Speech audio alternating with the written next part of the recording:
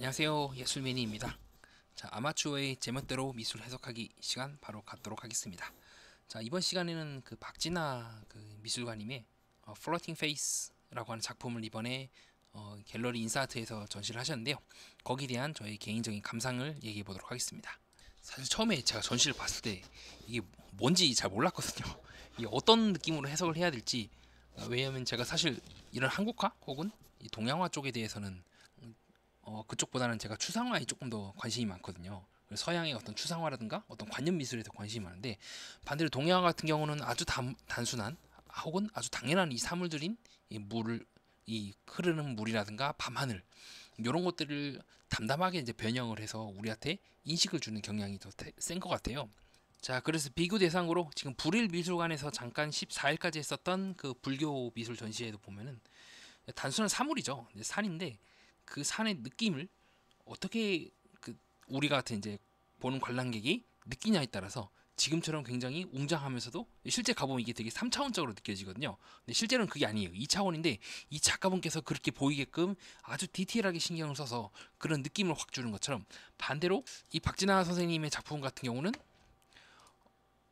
네, 이 그림과는 반대로 2차원적인 그 느낌을 있는 그대로 실었고, 그것을 여러 개의 다차원적인 달이라든가 그런 모양을 하나의 차원으로 이제 압축시켰다는 느낌을 많이 받았어요. 자, 그래서 이제 플로팅 페이스라고 해서 이제 서로 다른 위상, 서로 다른 모습을 갖고 있는 사물들, 달들이 달 각양각색으로 하나의 이제 위상에 겹쳐지게 되면서 동시에 그 각각마다 고유한 의미들을 갖게 되는 거죠. 같은 이제 밤하늘에 비친 그 두보 200의 그 시처럼, 네, 강물에 비친 달을 이렇게 노래하는 방법에서도 수많은 방법들이 있는 것처럼, 지금도 그 수많은 달들을 하나하나 엮어 나가면서 주변 환경에 따라서 어떻게 풍경이 다르게 보이는가를 중점적으로 이 작품은 보여주려고 했던 것 같아요. 그래서 그 뒤에 있는 이 작품들 비교를 해보면 느낌이 완전히 다르죠.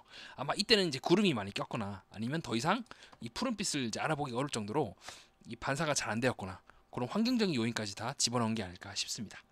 자, 그런 측면에서 봤을 때 저는 이 하얀색 부분들 있죠. 이게 구름일 수도 있고 밤하늘일 수도 있고 아니면 마음의 어떤 그런 흰 부분일 수도 있는데, 단순히 이것을 밤하늘의 배경으로 놓은 것이 아닌 이 배경들, 이 구성 요소 하나하나가 독자적으로 변화하게 되면서 또 달을 상징하고 있는 페이스들과 어우러지게 되면서 각각 고유한 이제 느낌이 살아나고 있죠. 자, 그런 측면에서 봤을 때 이 그림은 작은 차이들을 계속해서 넣음으로써 그 차이들이 번져서 나비 효과가 되어가지고 각각 서로 다른 그림들과 서로 다른 느낌들을 주려고 했던 게 작가의 의도가 아닌가, 저는 그렇게 생각을 해보았습니다. 근데 사실 제가 이거를 당시에 관람했을 때는 이게 도대체 뭐야? 이런 생각을 많이 했었거든요. 도대체 이게 뭐야? 뭔가 있는 것 같긴 한데 굉장히 독특하고 또 상당히 참신하다까지는 아니더라도 뭔가 그 작가만의 이제 색이 조금씩 묻어 나오고 있죠. 근데 이걸 어떻게 내가 관람해야 될까? 저 같은 아마추어, 특히 저와 같은 이제 다른 여러분과 같은 이제 일반인들이 딱 오시게 되면 그냥 뭔가 운치 있네. 근데 이걸 어떻게 해석을 해야 되지? 그런 느낌을 많이 받을 것 같아요. 그래서 어떻게 보면 이 그림들은 서로 다른 사물들 혹은 같은 풍경이지만 서로 다르게 보았을 때 나오고 있는 각각의 고유한 시선들을 느껴야 되는 거고, 그러면 이제 서로 다른 그림들이 지금처럼 이렇게 동시에 나열됨으로써만 이제 의미를 갖게 된다는 건데, 자, 그런 측면에 봤을 때 저는 조금 아쉽긴 합니다. 아니면 이렇게 이 그림 하나하나가 고유한 의미를, 네, 독자적으로 완성된 의미를 가질 수는 없을까? 왜냐하면 결국에는 이번 전시의 제목에서처럼 이제 플로팅 페이스라고 해서 뭐 흐르는 이제 위상들, 그럼 그 위상들의 차이를 느끼기 위해서는 다른 그림에 의존해야 한다는 건데, 그럼 그림 이 각각 하나, 이 작품 각각의 이제 고유성, 독자성이 좀 몰각된 것은 아닐까. 전 개인적으로 그렇게 조금 아쉽다는 느낌을 받았던 것 같아요. 자, 그래도 전체적으로 요 고유한 이 점들 있죠. 요 점들을 통하여 사물들을 표현하는 이 느낌들, 더 나아가서 조금 더 확장을 시켜가지고 이렇게 확대되는 느낌들, 더 나아가서 저는 이게 이 작가님이 약간 정수가 아닐까 싶긴 한데, 이 작품과 이 작품이 되게 특이하죠. 약간 이제 벌집 같기도 하고 그러나 어떤 실제로 해가 진 후에 구름이 갸웃갸웃 하거나 뒤에 굉장히 고층원이 깔려 있는 그 밤하늘을 보게 되면 흐릿하게 이제 빛이 비춰지게 되면서 이렇게 구름들이 보일 때가 있거든요. 어쩌면 작가분이 요거를 이제 노리고 요 그림을 그린 것은 아닐까 싶기도 한데, 저는 굉장히 특이했고 요 부분이 오히려 저는 되게 플로팅 페이스에 맞게 이 각각 점들 하나하나가 이제 일일이 다 수작업을 하신 거겠죠. 그 고유한 느낌들을 살려냄으로 인해서 전시의 맥락이 더 맞지 않나, 그렇게 좀 생각을 해보았던 것 같습니다.